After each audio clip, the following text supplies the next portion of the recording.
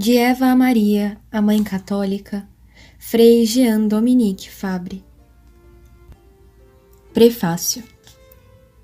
Quando eu li pela primeira vez De Eva a Maria, de Jean Dominique, OP, senti-me em casa.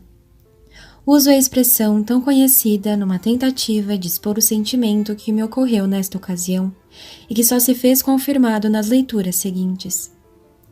Numa primeira análise dessa espécie de comunhão que sinto com o pensamento do autor, poderia atribuí-la ao fato de nos conhecermos, de termos tido bons momentos de convivência, de termos desenvolvido uma amizade sacerdotal e religiosa. Isso tudo é verdade, mas não explica o que eu sinto com este livro. Creio poder dizer que em diversos pontos do seu texto, Jean Dominique expôs seu pensamento com ideias, exemplos, imagens, que eu mesmo costumo usar nas formações que dou para os casais, o que acarreta este conforto, esta comunhão que sinto na leitura do seu livro. Evidentemente, não poderia me limitar na apresentação do livro a este aspecto pessoal. Há outros pontos que contribuíram para a minha agradável apreciação. Um deles é o fato de o autor ter conseguido tratar de um assunto tão presente em muitas obras publicadas, sem cair nos escolhos que outros não souberam evitar. Um desses obstáculos aparece na simples reedição de livros dos séculos XVIII ou XIX, que são corretos na doutrina, porém antiquados nos costumes, na linguagem, nos exemplos. Tornaram a leitura pesadas por excessos de exemplos, pecam por um casuísmo pouco convincente para as almas de hoje. Apesar da boa intenção, esses livros se tornam pouco atrativos, exigindo um esforço desproporcional para se terminar a leitura com proveito. Em alguns casos, esse tipo de leitura vem também carregada de excessos nas exigências morais que ultrapassam a questão da moralidade, invadindo a região dos costumes que variam com o tempo e com o lugar. Como aquele famoso livro do século XIX, muito em voga nas regiões de missões, em que o autor proíbe as mulheres de pentear os cabelos. É claro que não sobrará uma só mulher atual que continuará a leitura após tão extravagante obrigação. Uma coisa é ensinar-lhes a controlar sua tendência à vaidade corporal, outra coisa é proibir o asseio normal de qualquer pessoa de bem. Outros doutos livros publicados exigem um tal estado de espírito para serem lidos que raramente se encontra uma mulher inclinada a saborear as longas e arcaicas elevações que floreiam e rodeiam assuntos repetidos ao longo de dezenas ou centenas de páginas. E as pobres mocinhas que preparam seu casamento nos dias de hoje se sentem entediadas, perdidas, aborrecidas por não encontrarem ali uma formação espiritual viva e estimulante para o seu novo lar. O livro de Eva Maria, ao contrário, oferece a elas justamente o que falta naquela literatura antiquada. Princípios perenes examinados diante das práticas comuns de um lar católico atual, os quais apresentam soluções realistas, verdadeiras e que não fogem ao bom senso. É comum encontrarmos nos padres fiéis à tradição a preocupação pela formação dos casais, para que eles saibam imprimir em suas casas, nas famílias católicas, os critérios universais que regem a vida da família, além dos detalhes particulares que formam o conjunto de costumes herdados dos antigos, mas vividos dentro do contexto atual. Creio ser de Chesterton o pensamento de que o homem é um animal que caminha resolutamente para o futuro com os olhos postos no passado. Procura os princípios, os critérios, nos pontos que permanecem invariáveis ao longo do tempo. Por outro lado, vive no seu tempo de acordo com as práticas lícitas, boas ou pelo menos aceitáveis que emanam da sociedade em que vive. Assim é que os casais atuais devem conhecer os critérios que estabelecem a ordem da autoridade e a ordem da caridade dentro do lar. Até onde vai a autoridade do marido? Qual a importância e o limite da autoridade da esposa? Como essa união de autoridades é cimentada pelo amor que une as vontades em uma só? O drama por quem passam os jovens casais é que houve uma solução de continuidade na transmissão desses princípios, outrora ensinados de pai para filho, de mãe para filha. As revoluções que voltaram a eclodir na nossa sociedade a partir do fim da Segunda Guerra, que se acentuaram nos anos 60 pelo excesso de liberdade aclamados por todo o mundo, tiraram dos pais os frutos da boa educação que tinham recebidos de outras épocas mais católicas. A maioria dos homens não percebeu que esse liberalismo criou o monstro social, que 20 anos mais tarde não permitiria mais aos pais ensinarem aos seus filhos os princípios que fundamentam a vida social. A prática das virtudes, o combate ao vício, ao erro, ao pecado, o respeito pelos mais velhos na saudável prática do quarto mandamento, a busca do bem comum, baseada no princípio de que o todo é mais do que a parte, e assim por diante.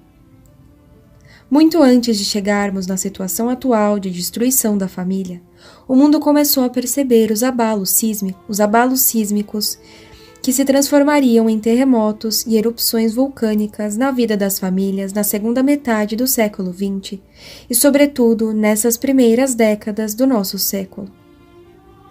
Ouso tomar um exemplo dessas mudanças drásticas na vida social nas campanhas do século XIX pelo direito ao voto por parte das mulheres.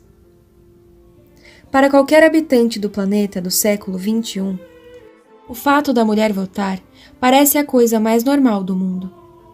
Mas para o mundo dos anos 1800, o voto feminino significa uma quebra da ordem própria da sociedade familiar e da sociedade civil.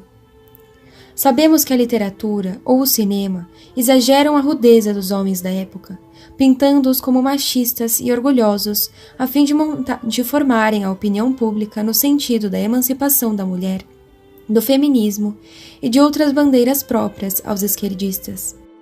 E conseguiram. Do nosso lado, devemos analisar os acontecimentos de modo mais realista, buscando as bases da verdade longe da manipulação espúria desta opinião pública. Uma mulher católica nos dias de hoje, formada pelos critérios da verdade, deve ser capaz de perceber quão artificial é para ela votar. Sendo ela casada, o voto do marido deveria representar o voto dela, visto que os dois estão unidos num único pensamento. Debatem, conversam, buscam as melhores soluções para o bem comum, e a família é assim representada pelo voto do chefe da casa.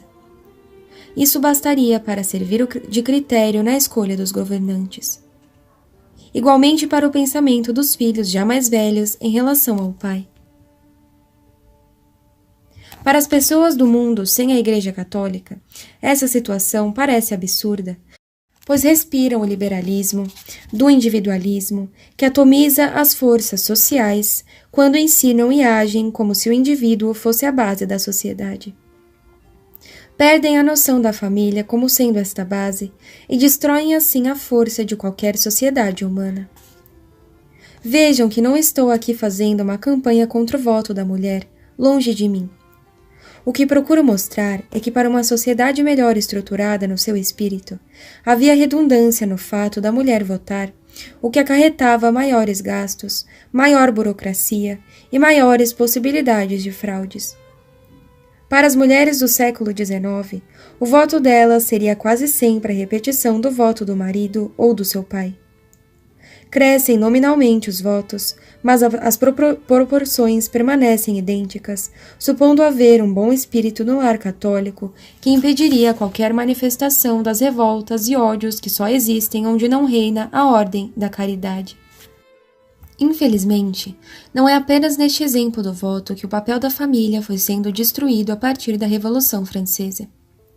Por essa razão, é muito importante que os casais católicos voltem a compreender os critérios da vida da família, que ensinem a seus filhos esses critérios, que garantam a transmissão para os filhos, netos, bisnetos, para o futuro, por mais longínquo que seja, das bases da família católica, tal como concebida no pensamento de Deus ao tirar o corpo de Eva da costela de Adão e de ter soprado a vida nele, apresentando esta nova criatura em matrimônio ao triste Adão que procurava por uma companheira. Ela apareceu em sua vida, sim, no dia em que Deus instituiu o matrimônio.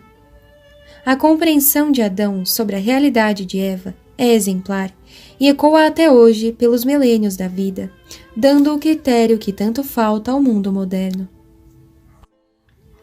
Eis aqui agora o osso dos meus ossos e a carne da minha carne. Ela se chamará virago, porque do varão foi tomada. Por isso, deixará o homem seu pai e a sua mãe, e se unirá à sua mulher, e os dois serão uma só carne. E podemos completar. Eis que o homem e a mulher se tornaram uma alma, um só pensamento, unidos na verdade e no amor. Longe das falsas emancipações que só serviram para rebaixar a mulher do seu lugar de honra, como nossos leitores poderão perceber na leitura deste livro. Toda a realidade da vida da mulher encontra, nas reflexões deste livro, a ilustração mais adequada à formação das mulheres de hoje. Mas o autor eleva seu pensamento a patamares ainda maiores quando busca na Virgem Maria o modelo de todas as mulheres. Não mais pela beleza natural própria da primeira mãe de todos os viventes, mas da beleza sobrenatural da Mãe de Deus. Com a Virgem Maria, o mistério da alma feminina entra na economia da salvação. Desde a sua concepção imaculada, ou seja, mesmo antes do seu nascimento, a Mãe de Deus oferece para as mulheres o modelo da mulher completa, a que vem resgatar o lugar, a importância, a dignidade perdida por Eva. E o Frei Jean Dominique resume esta restauração em 2 momentos chaves da vida de Nossa Senhora. O primeiro destes momentos é o que ele chama do Fiat, ou seja, a aceitação por parte de Maria da maternidade divina. Com este famoso "faça-se em mim segundo a tua palavra", ela se torna Mãe de Deus, restaura a obra da maternidade e torna o castigo de Eva uma fonte de graças e de caridade. O segundo momento é o Stabat, ou seja, o sacrifício que aquela mesma mãe oferece junto com o seu filho crucificado, vendo-o morrer na cruz redentora. Mulher, eis aí o teu filho. Filho, eis aí a tua mãe. Eis que a imensa pureza da Imaculada Conceição se alarga num desenvolvimento inesperado da maternidade divina. De Mãe de Deus que era, Maria torna-se a mãe de todos os filhos adotivos de Deus. Por acréscimo, a Mãe Católica é agraciada com a grandeza do modelo que ela encontra na Virgem Mãe e liberta-se da escravidão do mundo moderno que a enganou, fazendo da mulher moderna objeto de sedução, de autonomia e de pecado. Creio poder dizer que o livro De Eva a Maria, do Frei Jean Dominique Op, vem ocupar um espaço ainda vago na literatura católica do nosso tempo. E este espaço será em breve completado por outro livrinho do mesmo autor, O Pai de Família, que iremos também publicar. Dom Lourenço Fleshman, OSB. Apresentação. Certo prelado, assistindo ao enterro de sua mãe, expressou assim o seu pensamento. Deus fez o coração do homem de tal maneira que ele não consiga aceitar ver sua própria mãe morrer. Ele traduzia que, dessa maneira, o sentimento de admiração e de amor que faz surgir em toda a alma de filho o nome de sua mãe. Como pode morrer aquela que me deu a vida? Como pode secar a fonte de tanta dedicação e benefícios? Por detrás da face de sua mãe, o filho sente um poço sem fundo, um tesouro inesgotável. A maternidade será também para ele um mistério admirável. Esse temor reverencial suscitado pela simples palavra mãe aparece nas horas cruciais da existência. Quem nunca ouviu o relato de algum bandido retido no caminho do crime pela lembrança de sua mãe? No exato momento de realizar o ato irreparável, surgiu aos olhos do malfeitor a face de sua mãe, com o espetáculo de suas virtudes secretas e de seus sacrifícios. A mãe ocupa um lugar tão grande na vida de um homem e na da sociedade, que convém considerar por um momento esse segredo para tentar desvendá-lo. Esse trabalho se torna ainda mais urgente, uma vez que a sociedade contemporânea parece manifestar um real desprezo pela maternidade. A queda da taxa de natalidade, o aborto e os meios de contracepção, o ritmo de vida de várias mulheres, a vestimenta e a moral, tudo isso contribui para desnaturar e desvalorizar a vocação feminina.